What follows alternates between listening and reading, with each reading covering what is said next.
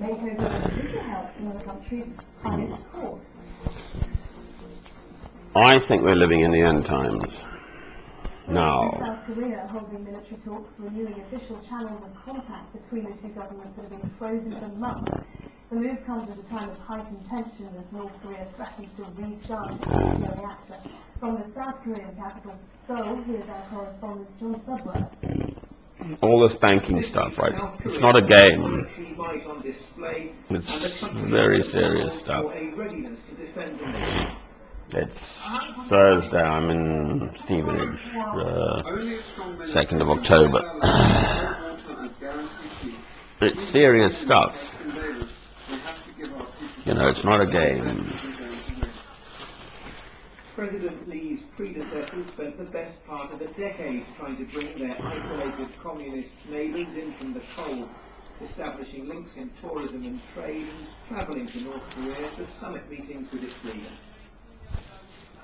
Much faster progress towards abandoning its nuclear weapons programs has been the new precondition set down by Mr. Lee if the economic aid to North Korea is to continue.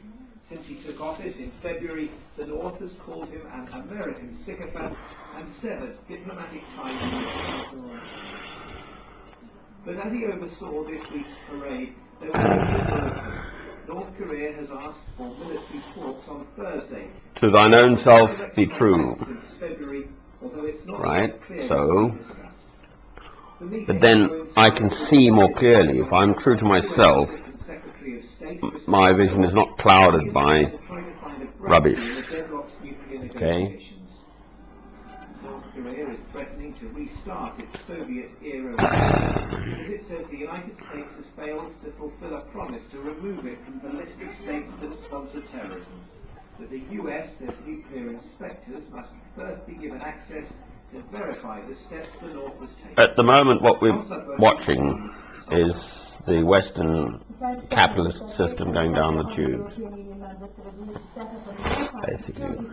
To tackle the growing problem of piracy off the coast of Somalia.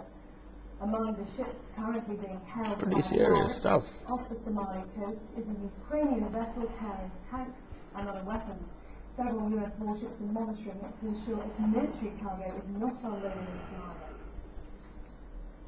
You're watching BBC News. Let's take you through our now. All eyes on Washington as the Senate prepares to vote on the revised bill to rescue the US economy. If approved, the plan will go before the lower... There's nothing I can do about it either way, right? I mean, I'm watching it, I suppose. The man who wants to be Britain's next Prime Minister, David Cameron, tells the Conservative Party conference that he's the man to rebuild the economy and mend what he calls the broken society. Peace observers arrived in Georgia to monitor the ceasefire and the withdrawal of Russian troops, but only a few are allowed into the buffer zone around South Ossetia. Let's get more now on the story. The imminent vote by the US Senate on the bank rescue plan. Joining me from Washington is Will Straw, who is Associate Director for Economic Growth at the Center for American Progress in Washington. What is your assessment of the bill going before the Senate shortly? Well, the bill is necessary but not sufficient point for the crisis that we're facing at the moment. It does some things, it solves some problems, but there's still a lot more to be done. What it will do is help the credit markets to become lubricated again, and without that you're going to see people's payrolls not being able to be paid, you're going to see small businesses struggling, you're going to see inventories being struggling to be kept. But what it doesn't do is really deal with the longer term economic problems here, which include some of the dealing with the mortgages that people have bought, the subprime mortgages, and indeed kickstarting the economy, which America needs. So you say this bill is necessary but not sufficient, so you accept the premise that this does have to be done and that there is no other option at the moment standing before the American people? The critical issue at the moment is the credit markets and the way they've just dried up at the moment. I mean, if you'll get a better rate from a loan shark at the moment than you will from a bank lending to another bank, and that's a huge problem for the American economy. So what they really need to do is get this moving.